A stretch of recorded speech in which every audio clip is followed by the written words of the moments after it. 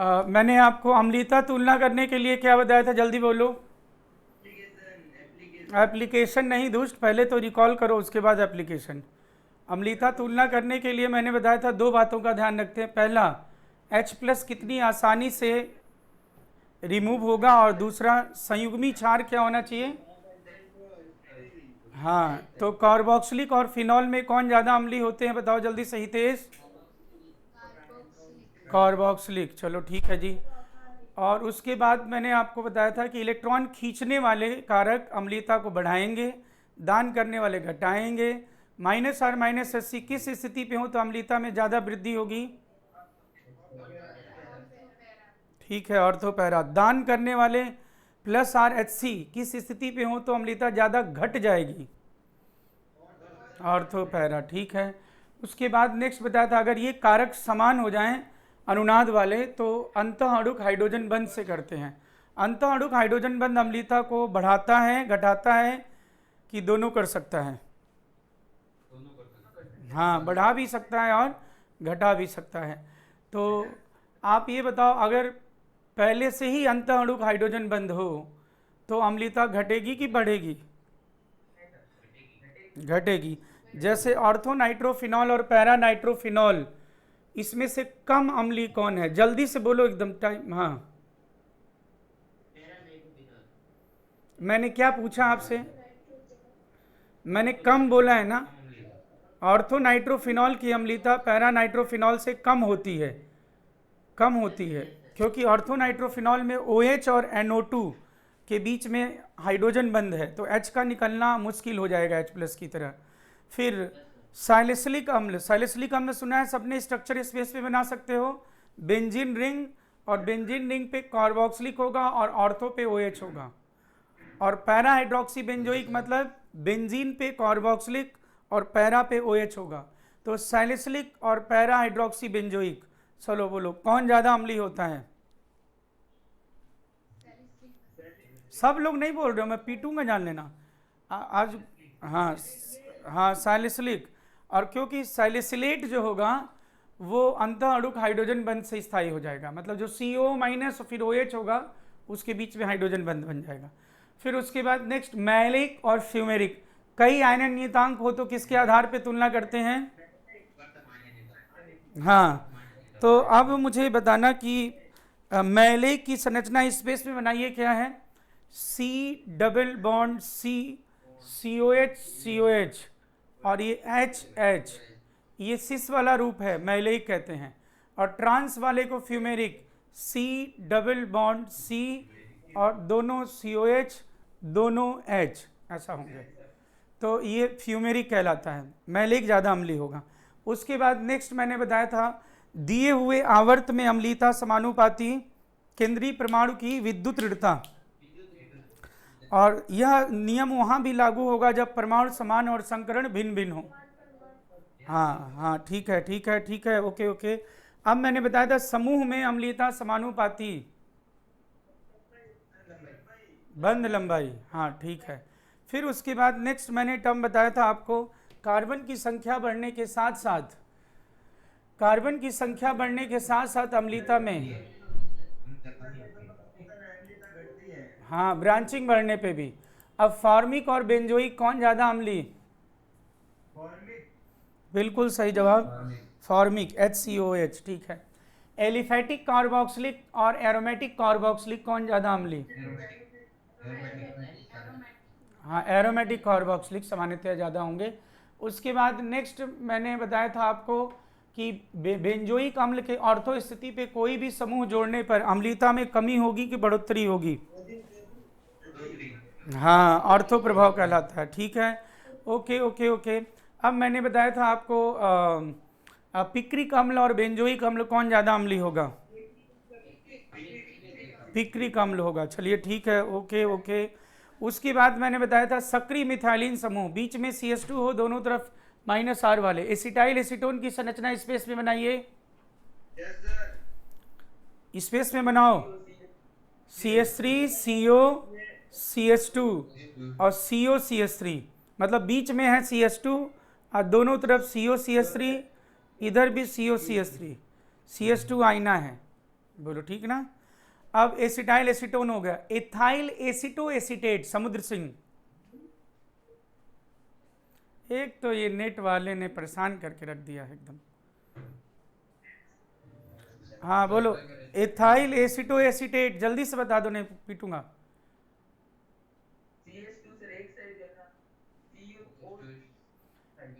CH2 नहीं, CH3 हटा के एक और O C2H5 लगा दो। C2H5 को बुलाओ, O C2H5, O C2H5। हाँ हाँ, O C2H5 लगा देते हैं, तो इसे एथाइल एसीटो एसीटेट या एसीटो एसिटिक एस्टर या बीटा कीटो एस्टर कहते हैं। चलो ठीक है। अब उसके बाद कार्बनिक अम्ल और अकार्बनिक अम्ल कौन ज़्यादा अम्लीय होते हैं? जल्दी जल्दी यार थोड़ा। अकार्बनिक, अच्छा ठीक है। अब इसमें मुझे बताइए ये एक और, एल्कोहल और पानी में कौन ज़्यादा अम्लीय होते हैं? और मेथेनॉल और पानी में? मेथेनॉल, ठीक है, ठीक है जी, ओके जी। अब उसके बाद मैंने आपको बताया था, अगर आपको याद हो तो मैंने बताया था आपको क्षारीयता तुलना करना। क्षारीयता तुलना करने के लिए दो बातों का ध्यान रखते हैं। पहली बात है कि कितनी आसानी से लोन पेयर उपलब्ध होगा H+ को, और दूसरी बात है संयुग्मी अम्ल स्थायी होना चाहिए। बोलो ठीक है ना। लोन पेयर ऋणावेश जितना प्रभावी ढंग से अनुनाद में सम्मिलित होगा, क्षारीयता उतनी कम हो जाएगी। ग्वानिडीन एक प्रबल क्षार है। ग्वानिडीन की संरचना स्पेस में बनाई जाए, C double bond NH NH2 NH2, मतलब एक कार्बन पे NH2 NH2 और डबल बॉन्ड हो।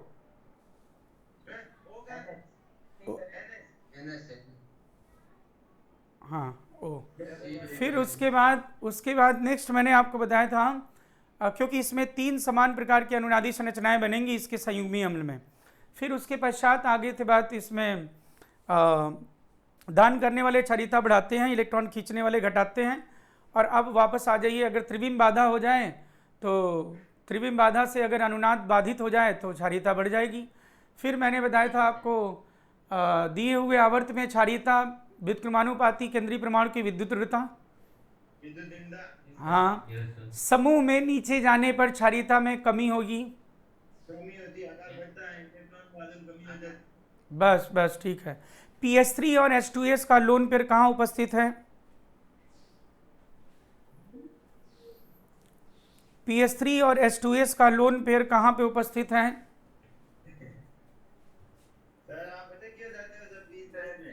अरे भाई मैं नहीं अटक रहा हूँ भाई, ये नेट वाले ने परेशान कर दिया, उसको खूब भड़काया मैंने, लेकिन फिर भी अब क्या करें। PS3 और H2S में बोलिए लोन पेयर कहाँ उपस्थित है? तो प्रायोगिक रूप से PS3 H2S में कोण का मान 90 से 91 डिग्री पाया गया। इससे पता चलता है कि S कक्षक संकरण में सम्मिलित नहीं हुआ है, इसमें केवल PX PY PZ सम्मिलित हुए हैं। अतः इनके लोन पेयर शुद्ध S कक्षक में उपस्थित होते हैं और S कक्षक अदिशात्मक होते हैं, इसलिए उपसहसंयोजी बंध नहीं बना सकते। यानी कोई भी पूछे PS3 और H2S क्यों कम क्षारी हैं, तो कहना कि उनका लोन पेयर S कक्षक में है। उनका लोन पेयर कहाँ पे है? S कक्षक में है। S कक्षक में होने से उपलब्ध नहीं होगा आसानी से, ठीक है। उसके बाद नेक्स्ट मैंने बताया था ऋणावेशित और उदासीन, बोलो नहीं बीच में। ऋणावेशित और उदासीन किसकी क्षारीयता अधिक होती है? ऋणावेशित। और एक ही परमाणु जिसके पास युग्म इलेक्ट्रॉन है उसकी संख्या बढ़ने के साथ साथ क्षारीयता में वृद्धि होगी, जैसे NH3 जैसे NH2 NH2। लेकिन अगर NH3 और NH2 OH है, ऑक्सीजन अगर डाल दिया तुमने तो ऑक्सीजन तो -I कर देगा, जान लेना, ठीक है। उसके बाद मैंने आपको बताया था ऑर्थो प्रभाव। एनिलीन के ऑर्थो पे कोई भी समूह परमाणु जोड़ेंगे तो क्षारीयता में कमी होगी, क्योंकि वहाँ पे जो भी +R जो भी कराओगे अगर, तो उसका उपयोग NH3+ नहीं कर पाएगा, और NH3+ नहीं कर पाएगा तो प्रतिकर्षण से वो उसको संयुग्मी अम्ल को अस्थायी बनाएगा, इसलिए क्षारीयता घट जाएगी। उसके बाद बताया था एमाइंस की क्षारीयता जलीय माध्यम में। तो जलीय माध्यम में एमाइंस की क्षारीयता की व्याख्या निम्न 3 कारकों के आधार पे। 3 कारक कौन कौन से हैं? +I, H बॉन्डिंग और त्रिविम बाधा। तो ये तीनों कारक, ओहो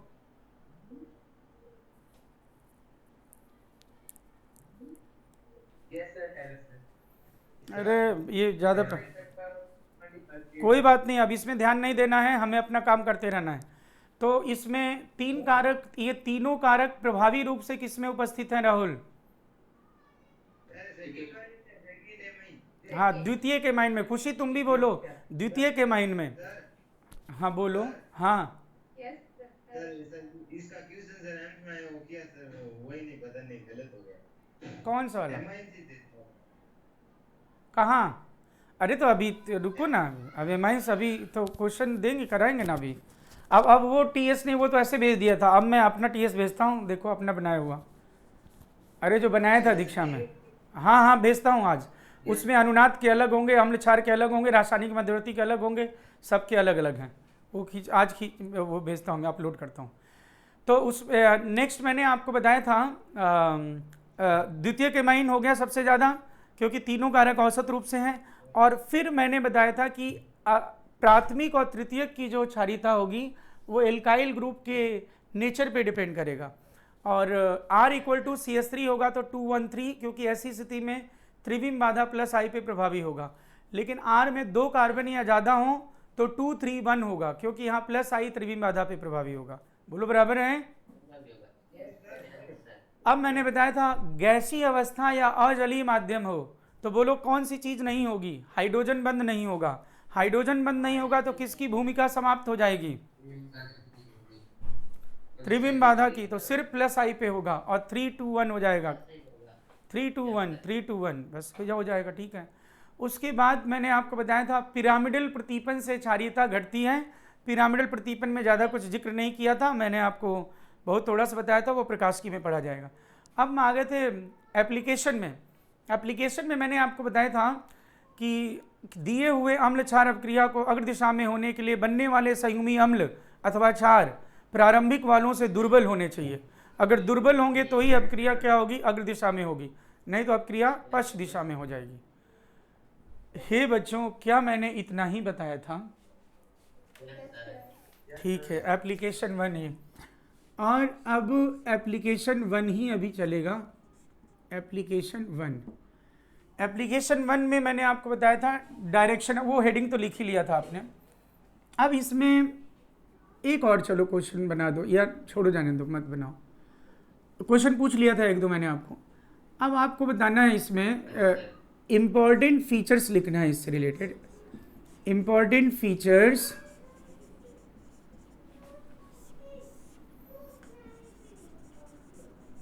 रिलेटेड टू ऐप 1। ऐप 1 से संबंधित कुछ मुख्य तथ्य।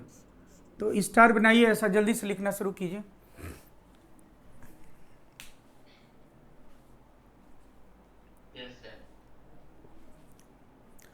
एल्कोहल उदासीन प्रकृति के होते हैं।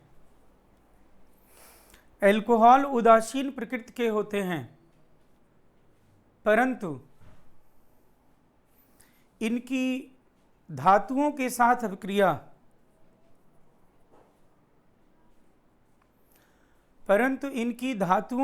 अपक्रिया इनके अम्लीय गुण को प्रदर्शित करता है। एल्कोहल उदासीन प्रकृति के होते हैं, परंतु इनकी धातुओं के साथ अपक्रिया इनके अम्लीय गुण को प्रदर्शित करता है।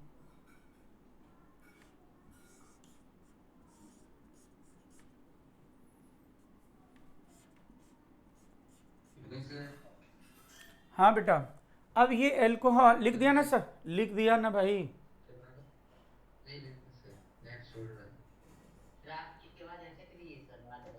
हाँ तो नेट में प्रॉब्लम आ रही है, कोई बात नहीं।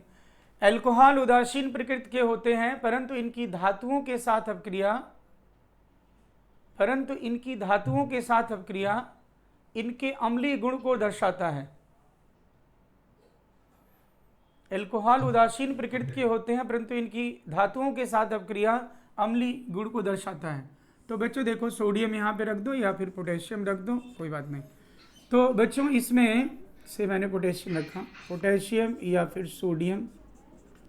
बच्चों देखो, एल्कोहल तो होते हैं उदासीन, लेकिन किसी के सापेक्ष में, मतलब ये धातुओं के सापेक्ष में कैसे व्यवहार करेगा? बोलो, अम्ल की तरह व्यवहार करेगा।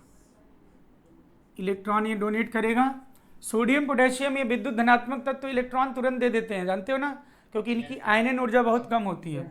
तो ये बन जाएगा RO माइनस के, ROK, ओके। अरे बोलो ना ओके, हाँ ओके। अरे यार ये ज़्यादा परेशान कर रहा है, वो मोबाइल से जोड़ना पड़ेगा, बहुत ज़्यादा दिक्कत हो रही है इसमें, डिस्कनेक्ट हो रहा बार बार।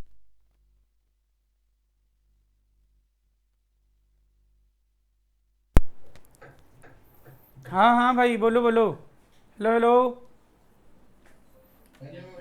हाँ ये देख लो, ऐसे ही अगर ROH का रिएक्शन आप, इसे हम बोलेंगे पोटेशियम एल्कोक्साइड, ये जो बना है इसे बोलेंगे पोटेशियम एल्कोक्साइड। ऐसे ही जैसे मान लो हमने C2H5OH और सोडियम, तो फिर ये बनेगा C2H5 plus half mole H2। ये सबको पता चल रहा है ना कैसे रिएक्शन हो रहा है, सारे बोलो। H प्लस को कौन आके इलेक्ट्रॉन डोनेट कर रहा है, बोलो सोडियम आके इलेक्ट्रॉन डोनेट कर रहा है, ठीक है। तो ये सोडियम एथॉक्साइड बन गया और हाफ मोल हाइड्रोजन गैस। यानी क्या, यानी अगर किसी भी यौगिक में सक्रिय हाइड्रोजन है, तो सक्रिय हाइड्रोजन है तो उसमें अगर हम सोडियम पोटेशियम डाल दें तो हाइड्रोजन गैस रिलीज होगा। बोलो समझ रहे हो भाई।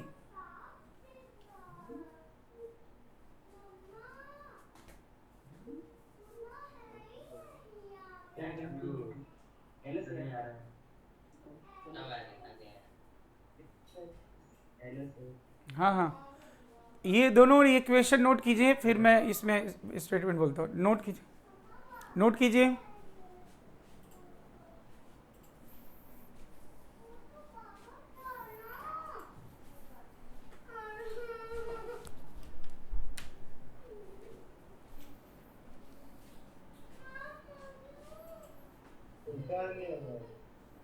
लिख लिया बेटा,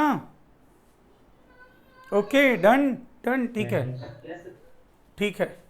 अब बेटा इसमें अगर मैं धातुओं के प्रति इन एल्कोहलों की क्रियाशीलता व्यवस्थित करूं, विभिन्न एल्कोहलों की, तो क्या क्रियाशीलता होगी। धातु इसमें किसकी तरह व्यवहार कर, एल्कोहल किसकी तरह व्यवहार कर रहे हैं। तो मैंने बताया ना कि एल्कोहल उदासीन होते हैं, लेकिन यहाँ पे अम्ल की तरह, और ये धातु किसकी तरह व्यवहार कर रहा है, बोलो क्षार की तरह, ठीक है। तो अगर मैं यहाँ पे बोलूँ कि दिए हुए धातु के प्रति विभिन्न एल्कोहलों की क्रियाशीलता, तो कौन सा एल्कोहल ज़्यादा क्रियाशील होगा। तो ऑब्वियसली अगर ज़्यादा अम्लीय होगा तो फिर ज़्यादा अम्ल क्षार, जितना प्रबल अम्ल होगा तो क्षार के साथ अपक्रिया करके उतना ही अग्र दिशा में अपक्रिया होगी। क्योंकि अगर अम्ल प्रबल होगा तो संयुग्मी क्षार कैसा बनेगा, और दुर्बल क्षार, संयुग्मी अम्ल हो चाहे क्षार हो, दोनों जितने दुर्बल बनेंगे अपक्रिया उतनी, हाँ। तो या तो मैं बोल दूं पहले ही प्रबल हो, या तो मैं संयुग्मी वालों को दुर्बल बोल दूं, बात एक ही है। या तो पहले ही तुलना कर लीजिए प्रबल कौन है, और या तो फिर अगर बाद वाले को देखते हो प्रोडक्ट जो बनता है तो उसमें संयुग्मी वो क्या होने चाहिए, दुर्बल बनने चाहिए। या पहले आप देखना चाहते हो तो क्या होना चाहिए, प्रबल होने चाहिए। तो आप ऐसा लिखिए कि स्टार बना के, विभिन्न एल्कोहलों की धातुओं के प्रति क्रियाशीलता, विभिन्न एल्कोहलों की धातुओं के प्रति क्रियाशीलता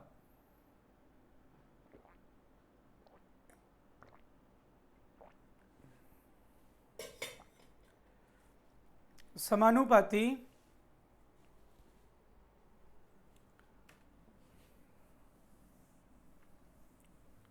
एल्कोहलों की अम्लीयता,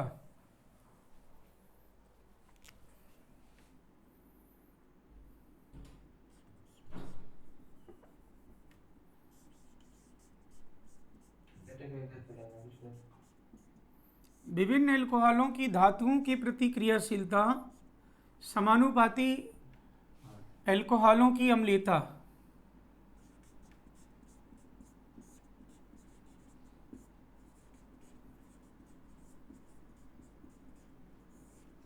जितना अम्लीय होगा उतने ज़्यादा क्रियाशील होता। अब ये बताओ मुझे, मैंने यहाँ लिखा मेथेनॉल, ये लिखा मैंने RCH2OH, जिसमें OH प्राथमिक कार्बन से जुड़ा है तो प्राथमिक एल्कोहल। इसमें मैंने यहाँ पे OH क्योंकि द्वितीय कार्बन से जुड़ा है तो ये द्वितीयक एल्कोहल, और ये लिखा यहाँ पे तृतीयक एल्कोहल। तो क्या क्रियाशीलता होगी समुद्र सिंह, बोलो।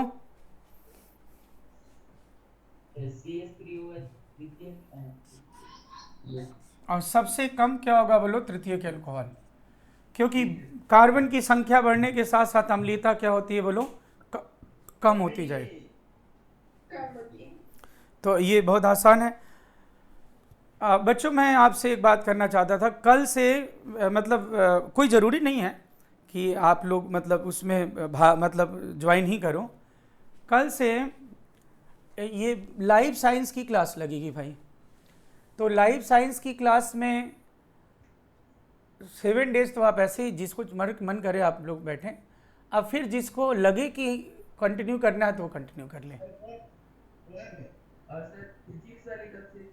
फिजिक्स वाली आज से हो जाएगी। एक्चुअली सर मतलब वो कोरोना के उसके लिए गए थे ना, तो फिर हाँ तो निगेटिव आ गया, कोई दिक्कत नहीं है।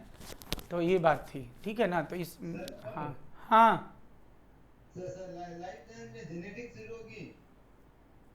जेनेटिक्स नहीं शुरू होगा, एक शुरुआत से होगा, मतलब 12th में। हाँ 12th का और 11th का।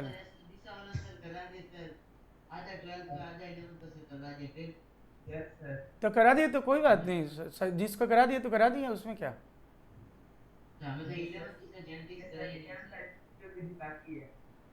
क्या बाकी है?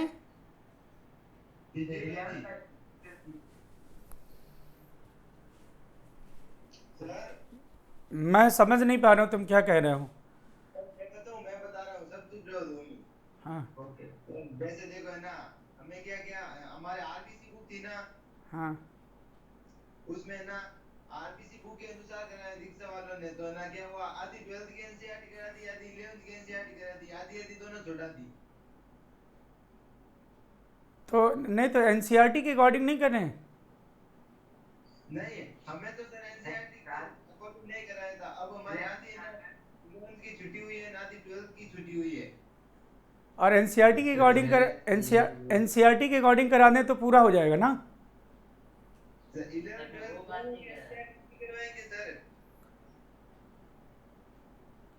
इसमें कोई ऐसा बच्चा है जो मतलब लाइफ साइंस एक भी चैप्टर नहीं पढ़ा है? सारे बच्चे ने शुरू कर दिया ना।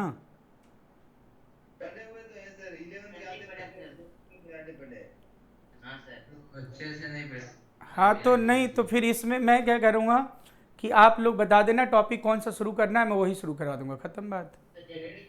जेनेटिक्स शुरू तो जेनेटिक्स शुरू करा दूंगा, ख़त्म। फिर हाँ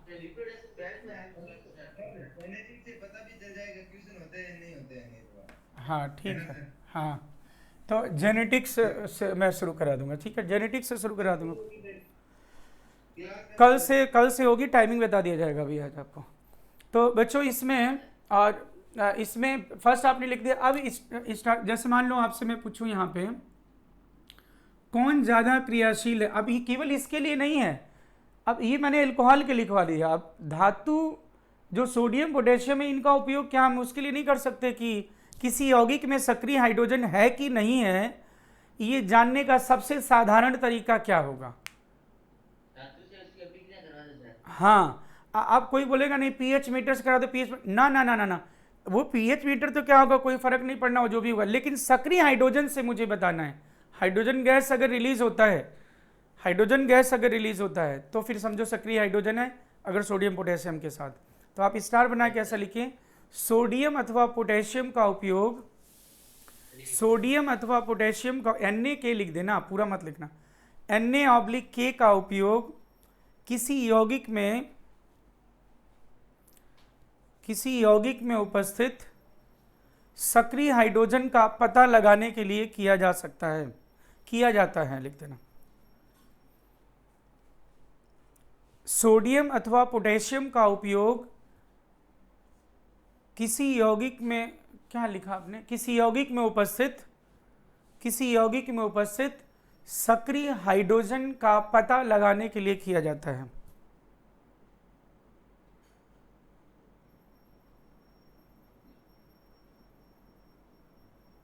लिख दिया? Yes sir. नेक्स्ट स्टार बनाइए। Yes sir. ऐसे यौगिक जिनमें सक्रिय हाइड्रोजन मतलब अम्लीय हाइड्रोजन, ध्यान रहे बात, ऐसे यौगिक जिनमें अम्लीय हाइड्रोजन उपस्थित हैं, ऐसे यौगिक जिनमें अम्लीय हाइड्रोजन उपस्थित हैं, उनमें सोडियम, पोटेशियम अथवा अन्य धातुओं को भंडारित नहीं किया जा सकता। ऐसे यौगिक जिनमें अम्लीय हाइड्रोजन उपस्थित हैं, उनमें सोडियम, पोटेशियम अथवा अन्य धातुओं को भंडारित नहीं किया जा सकता।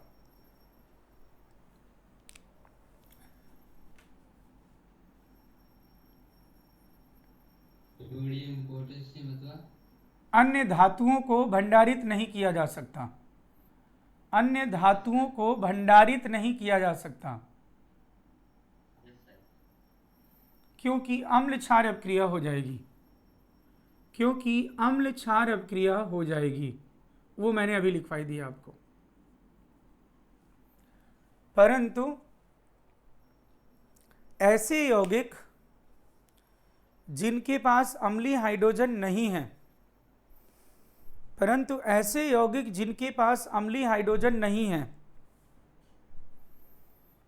यौगिक जिनके पास अम्लीय हाइड्रोजन नहीं है, जैसे कि ईथर, एनहेक्सेन, बेंजीन एटसेट्रा, ऐसे यौगिक जिनके पास अम्लीय हाइड्रोजन नहीं है, जैसे कि ईथर, एनहेक्सेन, बेंजीन इत्यादि,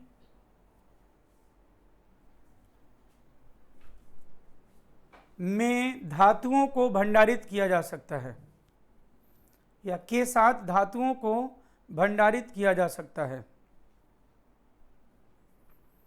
के साथ धातुओं को भंडारित किया जा सकता है। तो आपके ये एनसीईआरटी का क्वेश्चन है, बोर्ड में आता है कि सोडियम को अल्कोहल, सोडियम को, अरे लिख दिया कि नहीं भंडारित किया जा सकता है? हाँ, तो एक प्रश्न है, जरा बोलूं क्या? क्वेश्चन लिखिएगा, आंसर आपने मन से। सोडियम धातु को एथेनॉल के साथ भंडारित नहीं किया जा सकता, एथेनॉल में भंडारित नहीं किया जा सकता। सोडियम धातु को एथेनॉल में भंडारित नहीं किया जा सकता।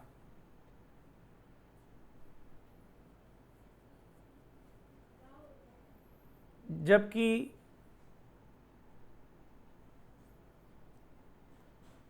ईथर में भंडारित किया जा सकता है।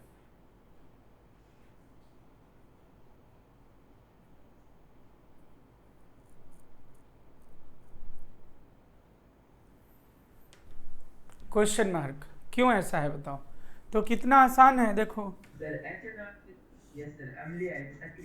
तो C2H5OH लिखना, यहाँ सोडियम लिखना और कहना कि भाई C2H5O ना, और ये हाफ मोल H2 हो गया जी रिएक्शन।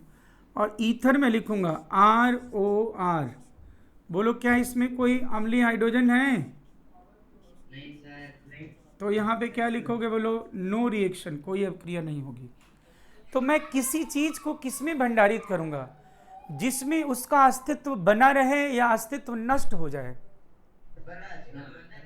ऑब्वियसली ना, तो अस्तित्व बना रहेगा सोडियम का। इसमें तो क्या, अब ऐसा थोड़ा मैं बिल्ली को मक्खन की रखवाली करने के लिए दे दूंगा, ऐसा कैसे होगा दुष्ट?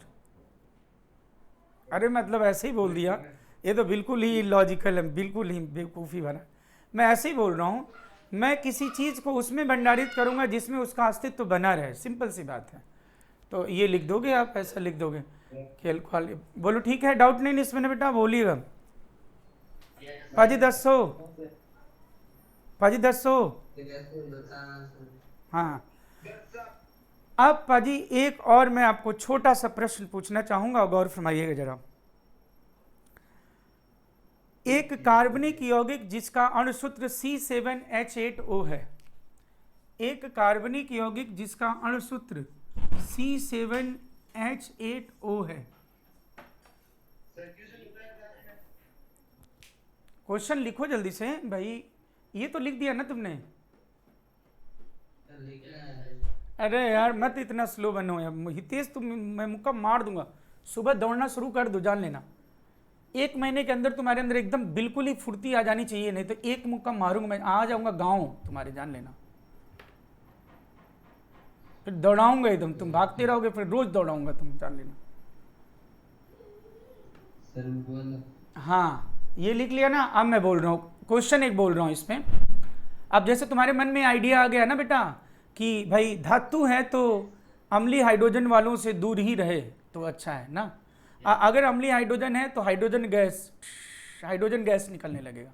अब मैं क्वेश्चन बोल रहा हूँ, एक कार्बनिक यौगिक जिसका अणुसूत्र C7H8O है, सोडियम के साथ हाइड्रोजन गैस निर्मुक्त नहीं करता है। सोडियम के साथ हाइड्रोजन गैस निर्मुक्त नहीं करता है।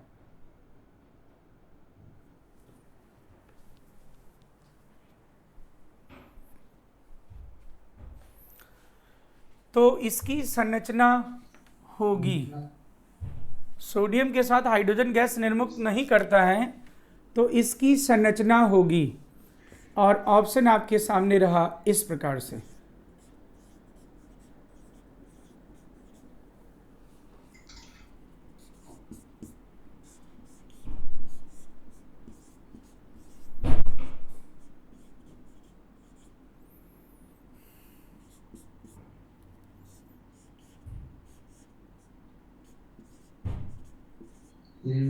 करता है तो इसकी संरचना होगी।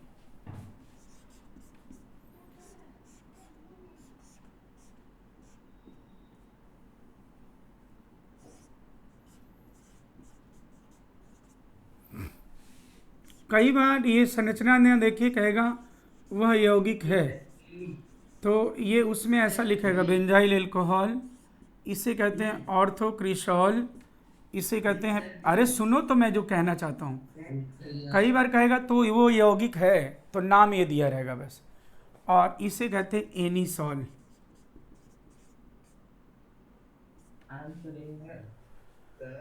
तो बच्चों किसी में भी अगर O से जुड़ा हुआ H है, खुशी बताओ, तो क्या आपको ऐसा नहीं लगता कि O से जुड़ा हुआ H होगा विक्रम महिपाल?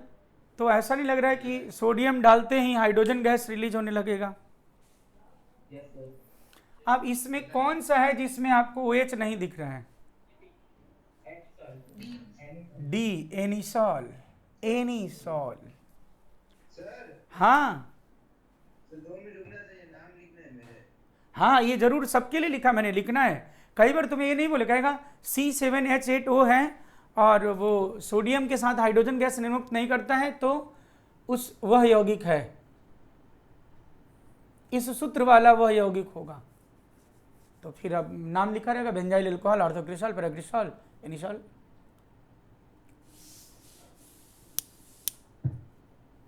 अजय नोट कर लिया? हाँ सर एक बात पूछनी थी सर। अरे यार पंचायती बाद में कर लेना, मैं पढ़ा दें तुम पहले। पढ़ाई की थी सर वो। हैं? पढ़ाई की थी। अब मैंने हाँ ना रस ना सर नोट करना अब क्या नोट करना, मिटा दिया अब इसमें नेक्स्ट जो मैं बोल रहा हूँ स्टार बनाइए और लिखिए। बोलू भाई, किसी यौगिक के साथ उपस्थित, किसी यौगिक के साथ उपस्थित जल की सूक्ष्म मात्रा को, किसी यौगिक के साथ उपस्थित जल की सूक्ष्म मात्रा को सोडियम अथवा पोटेशियम के द्वारा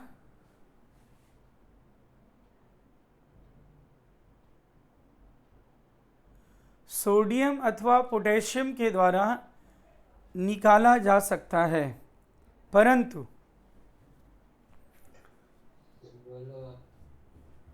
किसी यौगिक के साथ उपस्थित जल की सूक्ष्म मात्रा, किसी यौगिक के, क्या बोला मैंने, के साथ की के पास, क्या बोला, हाँ, किसी यौगिक के साथ उपस्थित जल की सूक्ष्म मात्रा को सोडियम अथवा पोटेशियम से निकाला जा सकता है, सोडियम अथवा पोटेशियम से निकाला जा सकता है, परंतु उस यौगिक के पास कोई अम्लीय हाइड्रोजन नहीं होना चाहिए, परंतु उस यौगिक के पास शर्त है कोई अम्लीय हाइड्रोजन नहीं होना चाहिए। उदाहरण के लिए एथेनॉल के साथ कट, उसके पास क्या नहीं होना चाहिए, बोलो जल्दी से भाई, थोड़ा फास्ट लिखो, तो उसके पास अम्लीय हाइड्रोजन नहीं होना चाहिए। उदाहरण के लिए एथेनॉल के साथ उपस्थित जल की सूक्ष्म मात्रा को Na के द्वारा नहीं निकाला जा सकता है, मतलब कई बार बोलेगा उसको शुष्क नहीं किया जा सकता है ना Na के द्वारा। एथेनॉल के साथ उपस्थित जल की सूक्ष्म मात्रा को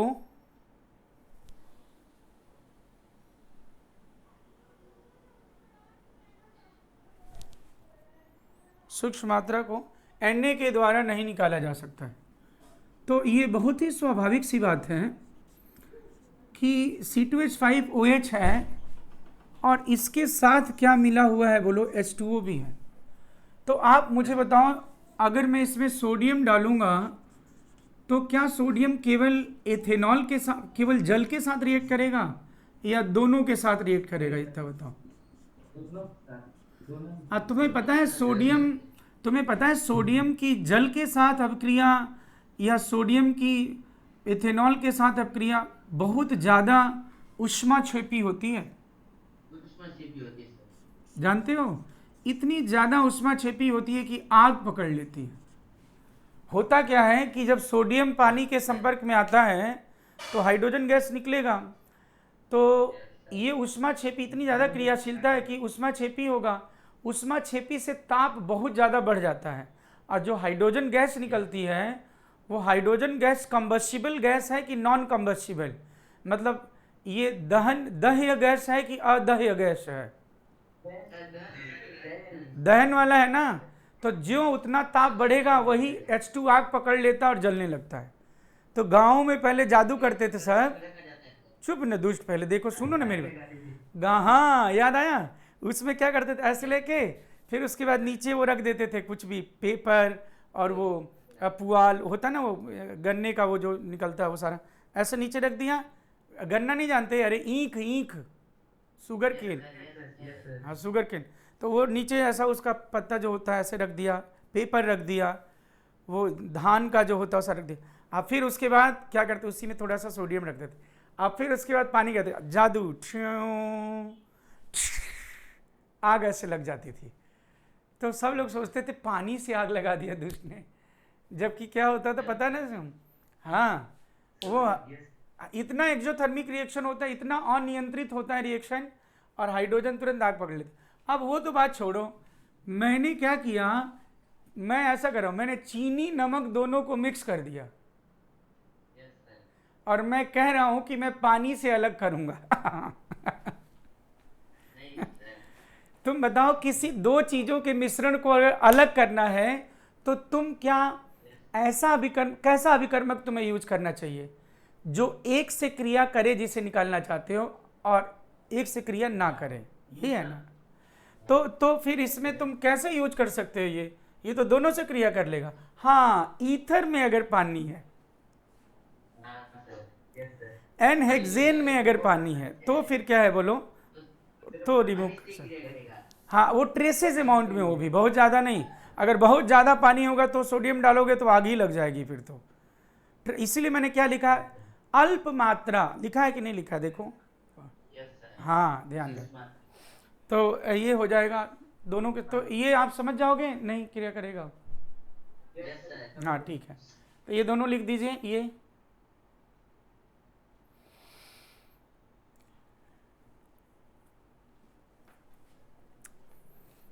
लेकिन ईथर के साथ, एनहेक्सेन के साथ, बेंजीन के साथ, इनके साथ अगर हो तो क्या करोगे, खुशी बोलो।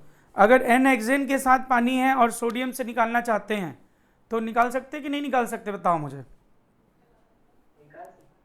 हाँ, क्योंकि सोडियम पानी से क्रिया कर लेगा और एनहेक्सेन से नहीं करेगा, simple, it's very simple. Okay, no problem.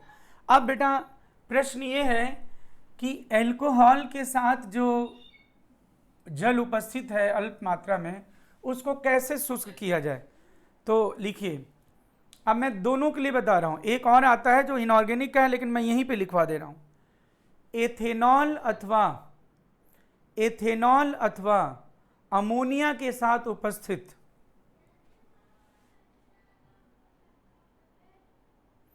Ethanol अथवा अमोनिया के साथ उपस्थित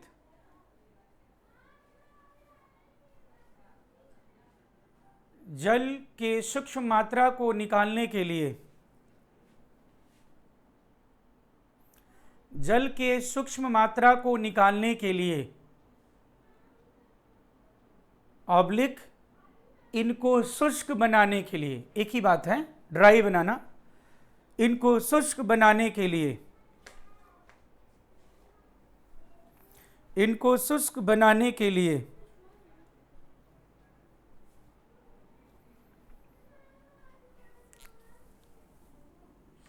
कैल्शियम ऑक्साइड, चूना जानते, चूना, क्विक लाइम बोलते हैं ना, क्विक लाइम, द्रुत चूना, क्या बोलते हैं इसे, क्विक लाइम। हाँ, कैल्शियम, हाँ, तो CaO का मतलब कैल्शियम ऑक्साइड का प्रयोग किया जा सके, इसके लिए क्या लिखा, CaO का प्रयोग किया जाता है। अरे हे ईश्वर, बोल दो भाई कोई। हाँ राहुल बोलो। एथेनॉल अथवा अमोनिया के साथ उपस्थित जल की शुष्क मात्रा को निकालने के लिए या इनको शुष्क बनाने के लिए कैल्शियम ऑक्साइड का प्रयोग किया जाता है। कैल्शियम ऑक्साइड का प्रयोग, हाँ कैल्शियम ऑक्साइड का प्रयोग किया जाता है। हितेश बोलो बेटा, लिख क्या। हाँ, कैल्शियम ऑक्साइड का प्रयोग किया जाता है। और अलग से जानते हो, अंडरलाइन करते हो लिख देना, क्योंकि कैल्शियम ऑक्साइड बोला ना बेटा तो किसी किसी के मन में कैल्शियम रह जाएगा, ऑक्साइड भूल जाएगा। CaCl2 का कदापि नहीं, मतलब कदापि क्या बोलूं, ज्यादा हो जाएगा, CaCl2 का प्रयोग नहीं कर सकते, का प्रयोग मैं बताऊंगा अभी, प्रयोग नहीं कर सकते। CaCl2 का प्रयोग, अरे तो सुनो, समझते नहीं तुम दुष्ट, जब ये समझता नहीं है, उसमें जब आएगा ना प्रश्न में कहेगा एथेनॉल को शुष्क बनाने के लिए निम्न से किसका प्रयोग किया जाएगा, CaO, CaCl2, MgCl2, सोडियम, ऐसे करके याद नहीं समझे तो बच्चा कई बार भूल जाएगा कैल्शियम था, ये तो याद आ रहा है कैल्शियम था, लेकिन ऑक्साइड था कि क्लोराइड था, नहीं समझे, इसलिए मैं कह रहा हूं, समझे नहीं, ये गलती करते हैं बच्चे, मैं पता है ना मुझे, क्योंकि सर कैल्शियम क्लोराइड करके आया हूँ, बहुत अच्छा निर्जलीकारक है। मैंने कहा दुष्ट कैल्शियम क्लोराइड लिखवाया था कि कैल्शियम, सर कैल्शियम था इसीलिए भूल गया। नहीं समझे? क्योंकि कैल्शियम क्लोराइड एक अच्छा निर्जलीकारक भी है, कैल्शियम क्लोराइड अच्छा निर्जल, लेकिन यहाँ पे नहीं यूज कर सकते। क्यों? तो बता रहा हूँ मैं। तो इसमें क्या होता है बेटा, सुनो, सुनिएगा। अगर मैं अमोनिया को शुष्क बनाना चाहता हूँ तो एक ट्यूब होगा ऐसा, यहाँ पे रहा अमोनिया, नहीं पहले ये क्यों बताऊँ, पहले तो वो बताओ ना, CaCl2 का प्रयोग क्यों नहीं कर सकते।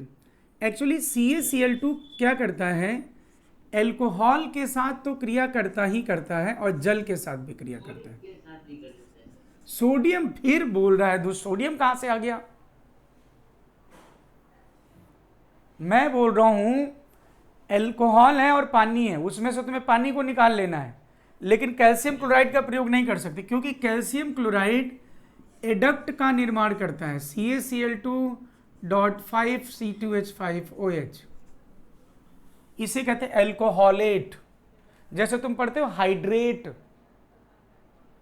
अरे नीला थोथा नहीं पढ़ा, copper sulphate .5H2O,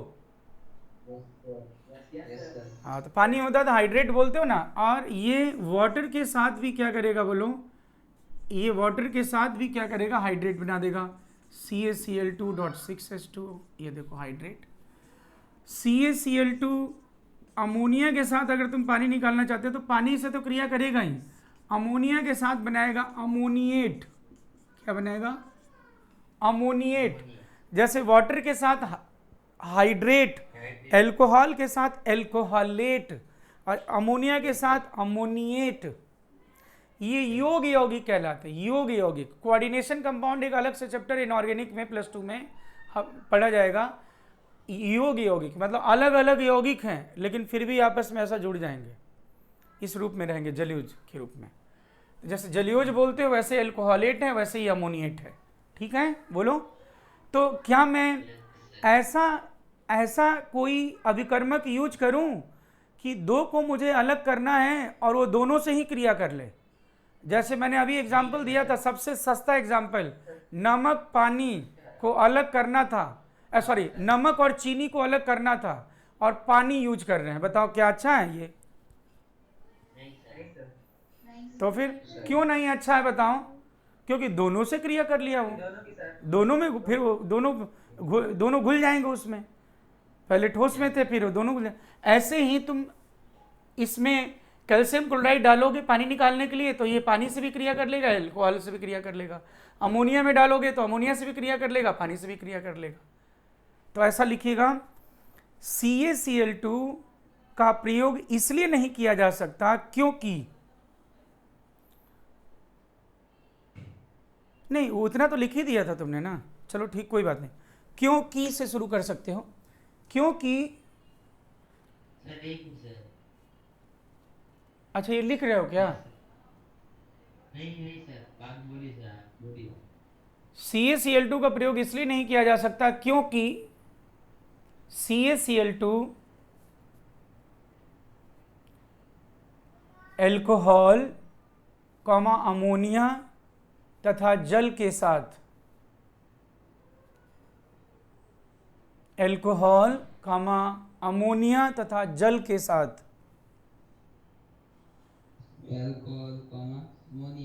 ammonia, alcohol, ammonia तथा जल के साथ योग यौगिक का निर्माण कर देता है। योग यौगिक का मतलब एडिशन कंपाउंड, कोऑर्डिनेशन में पढ़ेंगे, योग यौगिक का निर्माण कर देते हैं, योग यौगिक का निर्माण कर देता है, सॉरी, योग यौगिक का निर्माण कर देता है। बेटा क्या ये बात आप समझ पाए कि नहीं समझ पाए आप लोग? मुझे लग रहा है खुशी समझ पाए बात कि नहीं, बताओ। हितेश नहीं समझे तुम?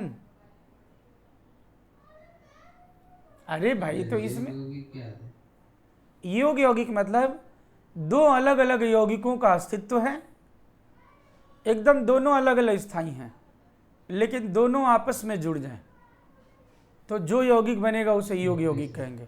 अब उसके बनने के लिए फिर एक अलग चैप्टर ही है, कोऑर्डिनेशन कंपाउंड। अरे +2 का एक अलग चैप्टर है ना इनऑर्गेनिक में, उप संयोजी यौगिक, नहीं देखा? तो वो उसमें पूरा हम थ्योरी पढ़ेंगे कि दो लोग अलग अलग स्थायी हैं फिर आपस में क्यों जुड़ेंगे।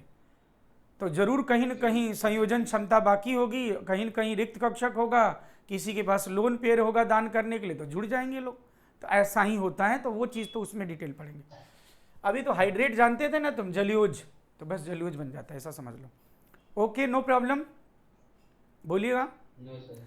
और अब कैल्शियम ऑक्साइड तो बस शक दो फटे, ये तो केवल कैल्शियम ऑक्साइड तो कहीं भी जाएगा, उसको तो केवल पानी दिखना। कहाँ है जल, कहाँ है जल? अगर किसी ने घर का चूना किया हो, अगर व्हाइट वॉश किया हो, तो अगर पानी में चूना घोला है और तुरंत हाथ उसमें डाल दिया, तब तो हाथ जल जाएगा ऐसे बहुत तेज। तुम लोग किए नहीं, दीपावली में हम लोग चूना बहुत ऐसे घर पे ऐसा साफ करते थे फिर लगाते थे, तब तो पता भी नहीं था कुछ भी कि ऐसा एक्जोथर्मिया, कुछ नहीं पता। वो पानी में चूना डाल के फिर उसके बाद कई बार ऐसे ऐसे करते थे, मैंने कहा हाथ डाल के ऐसे कैसे करूँ, हाथ ऐसे जल जाएगा एकदम, कट और जाता था हाथ, क्योंकि बेसिक बहुत ज़्यादा होता, तो एकदम पता है कि बहुत ऊष्मा छिपी होता है। तो कैल्शियम ऑक्साइड स्पेसिफिकली किससे रिएक्ट करेगा?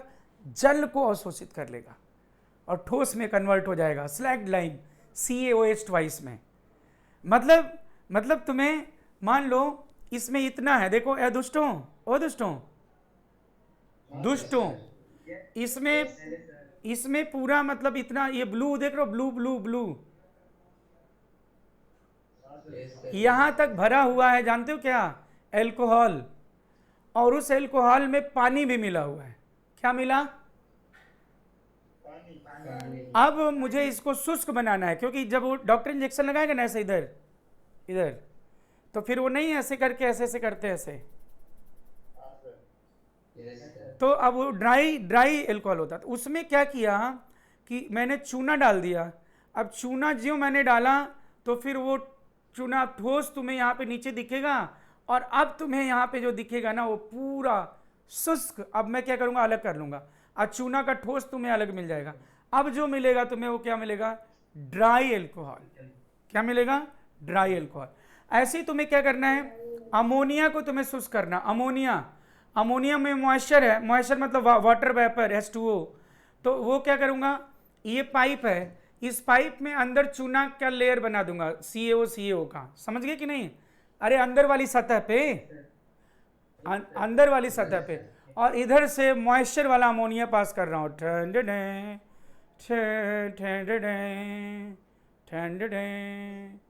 अब यहाँ पे ड्राई अमोनिया, क्योंकि अब जो पानी था वो किस में एब्जॉर्ब हो गया बोलो? इसके अंदर वाली सतह पे उपस्थित कैल्शियम ऑक्साइड में अवशोषित हो जाएगा।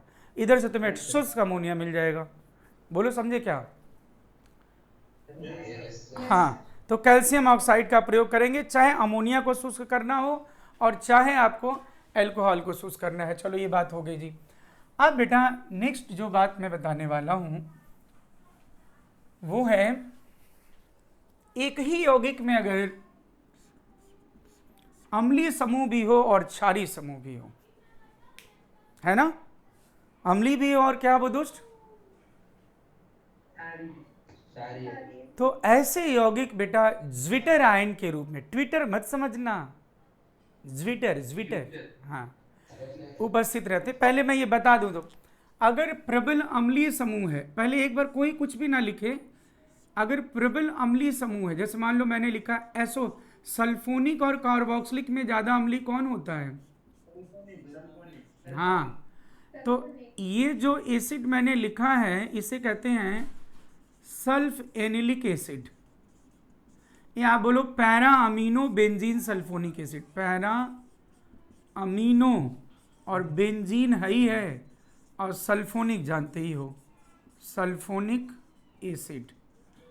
हे दुष्टूच, इसमें ये है अम्लीय और ये है लुईस क्षार। अब तुम बताओ, अम्ल और क्षार दोनों एक ही में हैं तो क्या होगा? बटे रहेंगे? ना ना ना, बिल्कुल नहीं जी। ये क्या होगा, ये H+ ले लेगा यहाँ से, और ये बन जाएगा आपका ऐसा कुछ, SO3 माइनस, और ये बन गया NH3 प्लस, और जिस पे बच्चों पॉजिटिव निगेटिव दोनों हो उसे कहते हैं ज्विटर आयन। स्वीटर है। Zwitter ion. Yes sir. तो ये अलग से प्रश्न है, कहता है आपके एनसीईआरटी का बोर्ड में आता है, आरबीएससी में भी है, सल्फ एनिलिक एसिड किस रूप में उपस्थित रहता है, तो कहना कि वो ज्विटर आयन के रूप में उपस्थित रहता है, और वो बना देना। ट्विटर नहीं, हाँ ज्विटर, हाँ ज्विटर आयन के रूप में उपस्थित रहता है, और ऐसा बता दोगे। लेकिन ये मैं बता के फिर और भी चीजें यहाँ बताना चाहता हूँ, लेकिन पहले आप एक स्टेटमेंट लिखिए। ऐसे यौगिक जिनमें प्रबल, नेक्स्ट स्टार बना के लिखिएगा, सब एप्लीकेशन 1 से रिलेटेड है, सब सारा। ऐसे यौगिक जिनमें अम्लीय तथा क्षारीय, वैसे प्रबल लिख दो तो ज्यादा अच्छा आएगा। ऐसे यौगिक जिनमें प्रबल अम्लीय तथा क्षारीय समूह उपस्थित हों,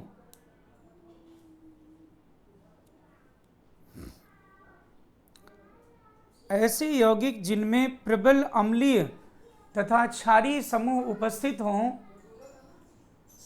वे अम्ल क्षार अभिक्रिया के द्वारा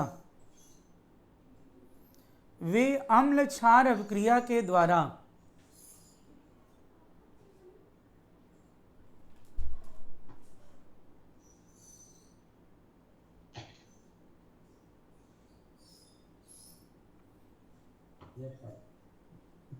फिर बोलना वापस बोलूं? नहीं सर, आगे बोलो। हाँ, अरे वाह, क्या धन्यवाद। तो क्या अम्ल क्षार अपक्रिया के द्वारा ज्विटर आयन में परिवर्तित हो जाते हैं। अम्ल क्षार अपक्रिया के द्वारा ज्विटर आयन में परिवर्तित हो जाते हैं। उदाहरण के लिए, ये क्वेश्चन आंसर क्या लिखा हूं, उदाहरण में वही दे दे रहा हूं मैं। उदाहरण के लिए सल्फ एनिलिक एसिड,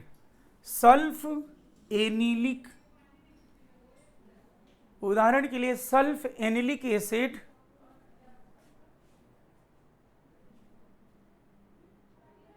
ज्विटर आयन के रूप में उपस्थित रहता है।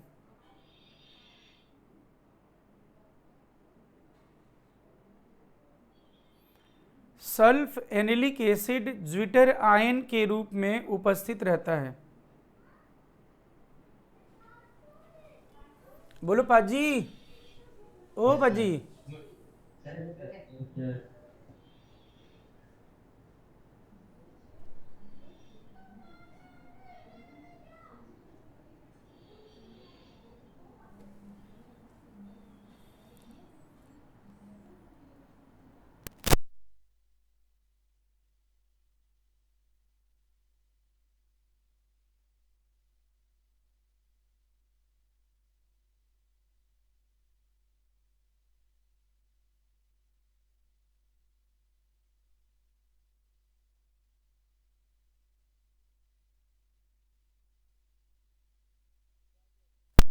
हाँ बच्चों, नोट कर लिया सबने? हे बच्चों, लेकिन क्या हुआ भाई, बोलो ना, लिख लो भाई। OH और OR में किसका प्लस आर ज्यादा? OH बंद और OC बंद किसका विषम विखंडन आसान है?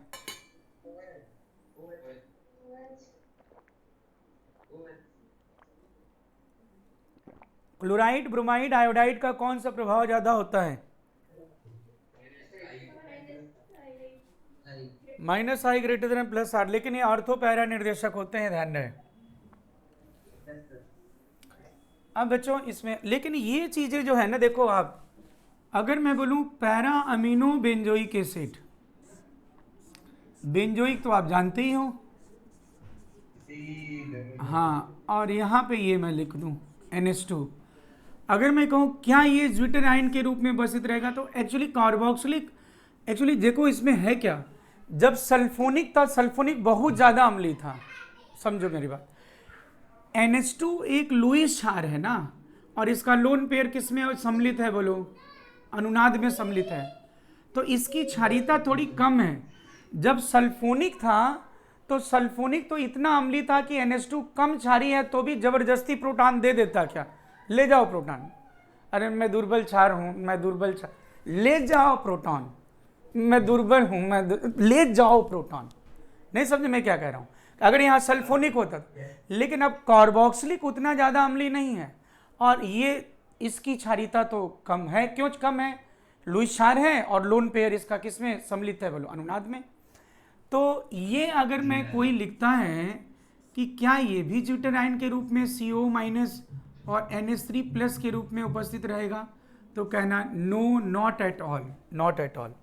तो हाँ, लेकिन इसी में मैं थोड़ा सा चेंज करूं, थोड़ा सा चेंज ये कर दूं कि भाई कार्बोक्सिलिक तो चलो ठीक ठाक अम्लीय है, अब बस मैं इसकी थोड़ी क्षारीयता बढ़ा दूं, CH2NH2 कर दिया। अब बोलो भाई, अब तो ये कहेगा हाँ भाई प्रोटॉन दे देना मुझे। बोलो क्यों? क्योंकि इसमें अब लोन पेयर तो अब ये क्या होगा, यहाँ पे आपका ये देखो ज्यूटेराइन का रूप बन जाएगा, CH2 और ये NH3 प्लस। और जो बायो वाले हैं वो सब कुछ जानते होंगे कि amino acid, amino acid biomolecule side आपके +2 में ही था, +1 में ही था, मैंने जरूर पढ़ाया होगा। तो ये अमोनिया के NH2 यहाँ से H+ ले लेगा और अल्फा एमिनो एसिड ये ज्यूटेराइन के रूप में उपस्थित रहेंगे, ये NH3 और H+।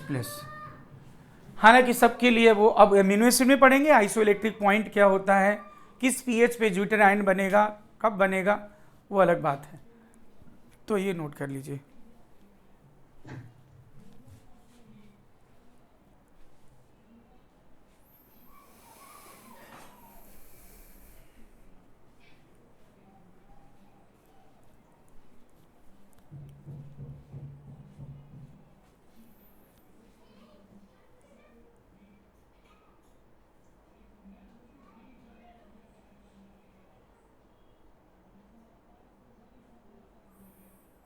तो ये लाइफ साइंस की क्लास आप लोगों की कब रखी जाए, क्योंकि आप लोग क्लासेस होती भी हैं, तो मुझे वो टाइम तो बताइए जिससे कि जो लोग हैं एक बार कम से कम हैं। 2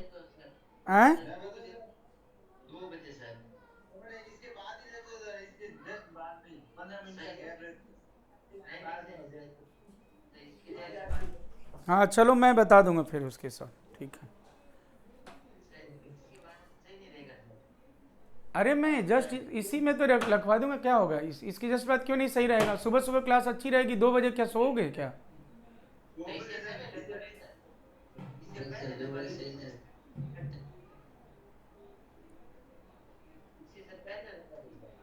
इसके पहले तो इसके पहले लिखवा देंगे, कोई दिक्कत नहीं, 8 बजे से 8 बजे से रखवा दे भाई।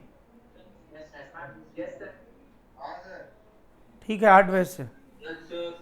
हाँ अब तुम लोगों से इतना नहीं पूछना मुझे, रखवा देंगे, जिसको भाएगा उसको क्लास करेगा, जिसको भा जाएगा क्लास कर लेगा, जिसको ना मन भाएगा तो नहीं करेगा, बस यही बात, और क्या करना है।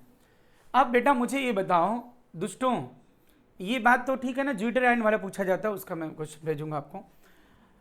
वैसे भी आज जो TS सब दूंगा आपको वो पुराने में देखो वो अवेलेबल नहीं हो रहा था मुझे, इसलिए अब मेरा बनाया हुआ TS मेरा अपना, अरे सब मैंने ही तो दीक्षा बनाया सारा, दुष्ट कहन के मेरा ही बनाया हुआ तो है नहीं तुम लोगों के पास, वो सब मेरा ही बनाया हुआ है ना दुष्टों। अब इसमें जानते हो क्या, नेक्स्ट पॉइंट लिखो, फिर उसमें आपको हर तरह के क्वेश्चन मिल जाएंगे। नेक्स्ट जो टर्म है वो लिखिए, बोलूं, ऐसे कार्बनिक यौगिक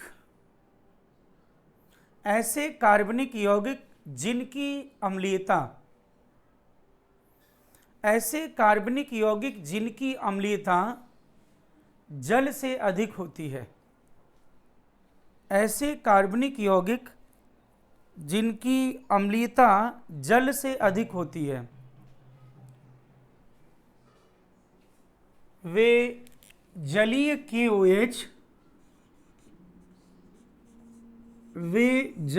KOH अथवा जलीय NaOH में घुल जाते हैं।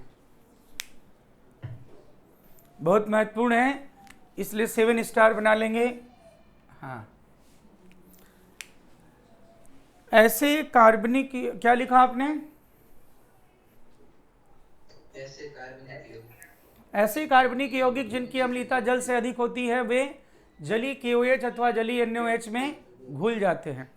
अब बच्चों इसका मतलब क्या है, यहाँ पे सुनिएगा, बहुत इंपॉर्टेंट बनता है, उस पर क्वेश्चन जान लेना। हे बच्चों, कोई यौगिक NaOH में या एल्कली दिया रहेगा, डायलूट एल्कली दिया रहेगा, एल्कली भी जान जाओगे ना, एल्कली ALKALI, एल्कली मतलब भाई क्षार, बोलो ना। हाँ, अब इसमें देखो, किसी यौगिक का जलीय KOH में घुलने का क्या मतलब है, और मैंने ये क्यों बोला कि वो यौगिक क्या होना चाहिए, जल से ज़्यादा अम्लीय होना चाहिए। मैं यहाँ पे यौगिक लेता हूँ, और फिर मैं उदाहरण भी लूँगा इसका। मैं यहाँ पे यौगिक लेता हूँ फलाना H, और मैं पूछ रहा हूँ कि फलाना H NaOH में, एक्वस NaOH में घुल देगा कि नहीं घुलेगा। तो भाई अब तुम बोलो, फलाना H मतलब कुछ भी, ROH, phenol, carboxylic, sulphonic, acetylene, तुम जो भी कोई अम्ल, स्क्वायरिक अम्ल, कोई भी अम्ल ले लो ना, कोई भी कार्बनिक यौगिक ले लें। अब OH माइनस यहाँ क्या करेगा, आएगा, और बेस का तो एक ही काम है, H प्लस कहाँ है, हाँ, तो H प्लस कहाँ है, और ये मैंने लिखा फलाना माइनस Na प्लस, ये बन गया सॉल्ट, और ये बन गया H2O। अब कोई अगर कहता है कि जलीय NaOH में कौन घुल जाएगा, कार्बनिक यौगिक, इसका अर्थ है कि वो कार्बनिक यौगिक इस NaOH अथवा KOH से क्रिया करे और अभिक्रिया क्या हो जाए, अग्र दिशा में हो जाए। अभिक्रिया किधर, हाँ, अग्र दिशा में हो जाएगा, तो ये सॉल्ट बन जाएगा। अब तुम जानते हो ओरिजिनल यौगिक और सॉल्ट कौन ज्यादा आयनिक लक्षण रखते हैं। मैं कहूँगा HCl ज्यादा आयनिक लक्षण रखता है कि NaCl ज्यादा आयनिक लक्षण रखता है। हाँ, सॉल्ट ज्यादा आयनिक होते हैं, तभी तो विद्युत अपघटन कभी भी करते हैं ना, तो क्या होता है, देखो हम सॉल्ट क्या करते हैं ऐसा, वैसे तो और किसी का कर सकते हैं, लेकिन हमेशा सॉल्ट ज़्यादा आयनिक लक्षण रखेंगे। इसमें मुझे लगता है सबको सहर्ष इस बात को स्वीकार्य होगा। तो अगर सॉल्ट होगा तो जल में घुल नहीं जाएगा, बोलो। अब तुम बताओ, अभिक्रिया अग्र दिशा में होने के लिए एक ही शर्त बताई, बनने वाले संयुग्मी पहले वाले से क्या होना चाहिए, दुर्बल होने चाहिए, बस खत्म।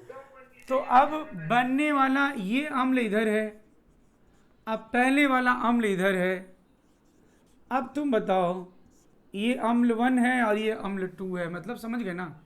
अब तुम बताओ किसकी अम्लीयता ज़्यादा होना चाहिए, बोलो। अगर वो अम्ल 2 H2O जो है, अगर वो H2O ज़्यादा अम्लीय है तो बेटा रहेगा या प्रोटॉन फेंक के मारेगा? अगर प्रोटॉन फेंक के मारेगा ना तो अभिक्रिया पश्च दिशा में हो जाएगी।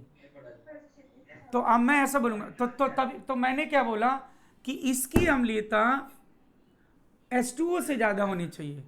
तो हमेशा इसका मतलब ये अधिक अम्लीय है तो वो दुर्बल रहेगा, दुर्बल रहेगा तो क्रिया क्या होगी, अग्र दिशा में हो जाएगी। अब जैसे यहाँ पे मैं बोलूँ एल्कोहल है, एल्कोहल मतलब जैसे मैं लिखा ROH, कभी भी एल्कोहल लिखा है इसका मतलब sp3 कार्बन से OH जुड़ा हो, एल्कोहल। और इसे में अगर मैं NaOH से क्रिया कराऊं तो अब तुम बोलो RO माइनस Na प्लस और ये H2O। अब तुम बताओ कि ये क्या, हाँ, तो ये ऐसा हो जाएगी अब क्रिया, देखो ये देखो लगभग नहीं के बराबर। अरे नहीं, मेथेनॉल वो तो ठीक है, मेथेनॉल भी एक्चुअली मेथेनॉल में भी बहुत ज़्यादा अंतर नहीं है, तुम जितना समझ रहे हो, बहुत कम अंतर है, मतलब थोड़ा सा अम्लीय ज़्यादा होता है। हाँ वो भी, हाँ ठीक है, इक्विलिब्रियम बना रहेगा। तो बोलो ये बात समझ में आई कि नहीं आपको, बोलो। तो मुझे यहाँ पे दो तरह की बातें बतानी है।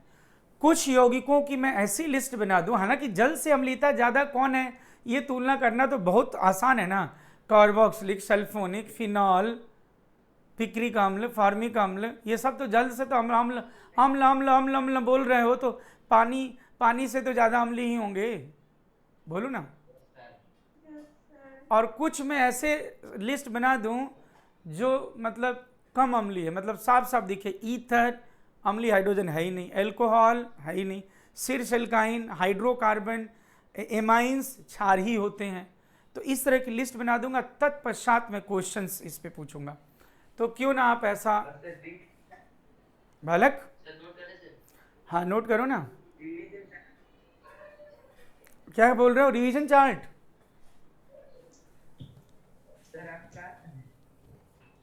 कौन से बोलो, प्रीवियस ईयर? समुद्र सिंह, रिवीजन चार्ट कब दे दोगे? अच्छा रिवीजन चार्ट तो मुझे लगता है कि एसिड बेस कंप्लीट हो तब, मतलब तभी आएगा, और क्या, अभी तो कोई ज़रूरत नहीं है रिवीजन चार्ट की, तभी बनेगा उसमें। हालांकि मैं अब अभी दे दूंगा, वो तो कोई दिक्कत नहीं है। सर हाँ बोलो। कितने पन्ने का होता है सर रिवीजन चार्ट? कुछ नहीं, दो दो पन्ने का रहेगा हर चैप्टर का, 2 पन्ने 1 पन्ने, 2 पन्ने 1 पन्ने। सारा आ जाएगा सर उसके अंदर? अरे यार, जैसे जो पूछता हूँ वही होता है उसमें। जैसे साइक्लोऑक्टाटेट्राइन में कितने, डायनाइन में कितने, 5, फिर लिखा रहेगा क्लोराइड, ब्रोमाइड, आयोडाइड कौन सा निर्देशक, तो आगे तुम्हारा चीची चीची करके खाली स्थान रहेगा, तुम भर दोगे। ये ऑर्थो पैरा, ये वाले को निष्क्रिय करता है कि निष्क्रिय की सक्रिय, निष्क्रिय करता है। OH और में कौन, OH, फिर समझे क्या मतलब, OH का प्लस R ज़्यादा होता है। और फिर ऐसे रहेंगे, अतिसंगमन के लिए शर्त क्या है, कम से कम 1 अल्फा हाइड्रोजन होना चाहिए। समझ के बाद क्या, इस टाइप का रहेगा, मतलब इधर क्वेश्चन रहेगा, मतलब इधर हल्का सा वो बना रहेगा, और इस साइड में ची ची ची ची ची ची ची करके लाइन रहेगा, डॉटेड लाइन, उसमें तुम्हें खुद भरना होगा अपने हिसाब से। नोट कर लिया बेटा? तो अब क्यों ना बच्चों, मैं इसमें 2 तरह के उदाहरण आपको बता दूं कि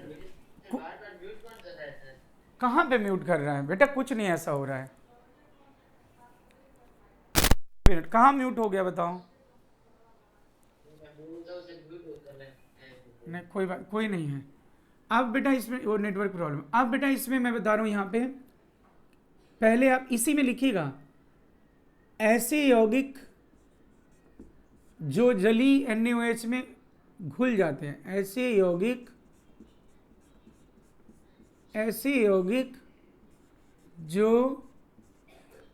जली NaOH में, विक्रम, हाँ, घुल जाते हैं।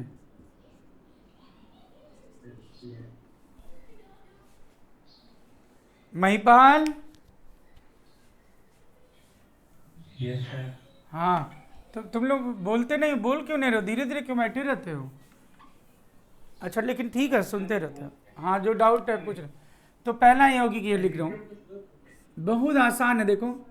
तो पहला मैं लिख रहा हूँ, देखना, फिनॉल तथा उसके सभी व्युत्पन्न। पहला मैं लिख रहा हूँ फिनॉल तथा इसके सभी व्युत्पन्न, इसके सभी व्युत्पन्न, मतलब यहां पे कोई भी ग्रुप लगा दो, फिनॉल के ऑर्थो, पैरा, मेटा पे कोई भी ग्रुप लगा दो, चाहे इलेक्ट्रॉन डोनेटिंग ग्रुप लगा दो, चाहे इलेक्ट्रॉन विड्रॉइंग ग्रुप लगा दो, कोई भी ग्रुप लगा दो, बोलो ये पानी से तो ज्यादा अम्लीय हर स्थिति में होगा कि नहीं, बताओ मुझे। Yes sir. हाँ, तो फिनॉल तथा उसके सारे व्युत्पन्न, चाहे वो NH2 लगाओ, चाहे OR लगाओ, चाहे CH3 लगाओ, जो मर्जी ग्रुप लगा दो, ठीक है। ये तो हो गया। दूसरा कार्बोक्सिलिक ग्रुप जिसमें भी है RCOOH। पिक्रिक एसिड क्या बोलूं यार, पिक्रिक एसिड जब फिनॉल घुल जाएगा तो पिक्रिक एसिड को अलग से लिखने की जरूरत है? दैट ये तो कॉमन सेंस है। सल्फोनिक ये भी क्यों लिखूं? जब फिनॉल घुल गया तो ये अम्ली ज्यादा पानी से है, तो इससे ज्यादा अम्ली तो ये सारे हैं, ये बहुत सारे अम्ली हैं। तो लेकिन मैं बस इसलिए लिख दे रहा हूं कि कई नाम अगर आए तो आपको पता हो। जैसे स्क्वेरिक एसिड बहुत भयानक टाइप का अम्ल होता है, ये भी स्क्वेरिक एसिड, वर्गीय अम्ल, ये सभी क्या होंगे बोलो? एक और भी लिखूं मैं, तीसरा देखो लिख रहा हूं यहाँ पे, ये यहीं पे चलो लिख देता हूं, फिर वो लिखूंगा। प्राथमिक नाइट्रो एल्केन, भले ही कार्बन अम्ल है लेकिन जल से ज्यादा अम्ली होता है ये। द्वितीयक नाइट्रो एल्केन, ये भी जल में घुल जाएगा भाई, द्वितीयक नाइट्रो एल्केन। और ऐसे यौगिक जिनके पास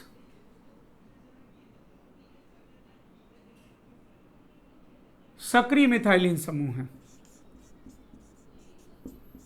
ऐसे यौगिक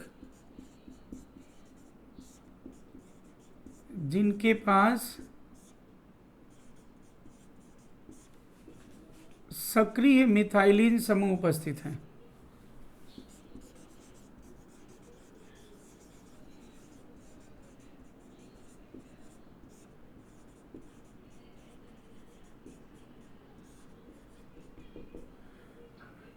जैसे एसिटाइल एसीटोन,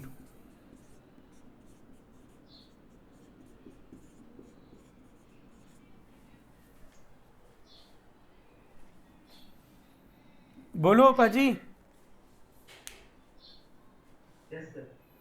ये सारे हो गए जी। अब मैं दूसरा लिखवा दूं जो नहीं होते हैं वो वाला, उसके बाद ये वाला हो जाएगा।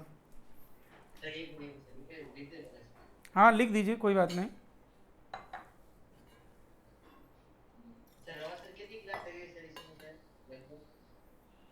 दो 3 क्लास और 2 क्लास, 2 क्लास में हो जाएगी। हाँ बेटा,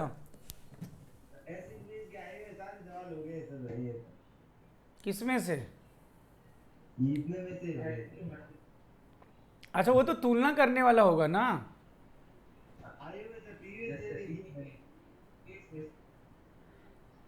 अरे वो प्रीवियस ईयर वाले भेजेंगे, अब तो करना ना तुम, उसमें से देखना, फिर सब हो जाएंगे। अब इसमें ये बता, ये नोट कर लिया तो मैं ऐसे यौगिकों का बता दूं जो नहीं है फटाक से, फिर ये कुछ याद रखेंगे, फिर बाकी यौगिक कोई भी आएंगे इन्हीं से तुलना कर लेंगे। इसमें तो तुम्हें केवल फिनॉल वाला याद रखना है कि अगर फिनॉल सॉल्युबल है तो कार्बोक्सिलिक, पिक्रिक और स्क्वायरिक बोलने की जरूरत ही नहीं है। हाँ ये वाले नाइट्रो वाले जरूर हैं, बहुत इंपॉर्टेंट है। अब बेटा इसमें नेक्स्ट जो टर्म मैं बता रहा हूं आपको, वो ऐसे यौगिक जो जली NaOH में अविलेय हैं,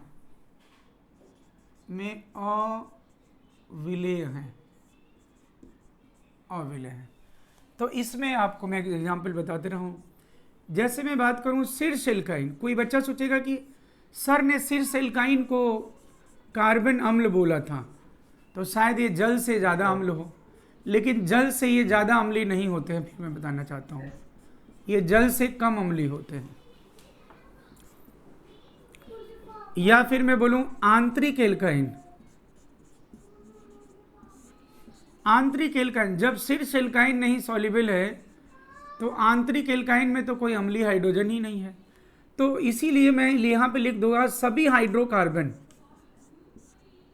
सभी हाइड्रोकार्बन, चाहे एल्कीन हो चाहे एल्काइन हो चाहे जो मर्जी हो, सभी हाइड्रोकार्बन। फिर लिखूंगा सभी ईथर, सभी ईथर। ईथर बोलो, ईथर खुद लुई शार हैं कि नहीं बताओ मुझे? Yes sir. फिर मैं लिख दूंगा सभी एमाइंस, सभी एमाइंस। एमाइंस क्या होते हैं बोलो? क्षार होते हैं कि नहीं? प्राथमिक, द्वितीयक, तृतीयक कुछ भी हो तो ये ये तो क्षार ही होते हैं, तो क्षार क्या क्षार में घुलेगा? नहीं सर। तृतीयक नाइट्रो एल्केन या फिर नाइट्रोबेंजीन, इसमें कोई अम्लीय हाइड्रोजन ही नहीं, अल्फा हाइड्रोजन ही नहीं है। ये कोई भी जलीय NaOH में डिसॉल्व नहीं होंगे।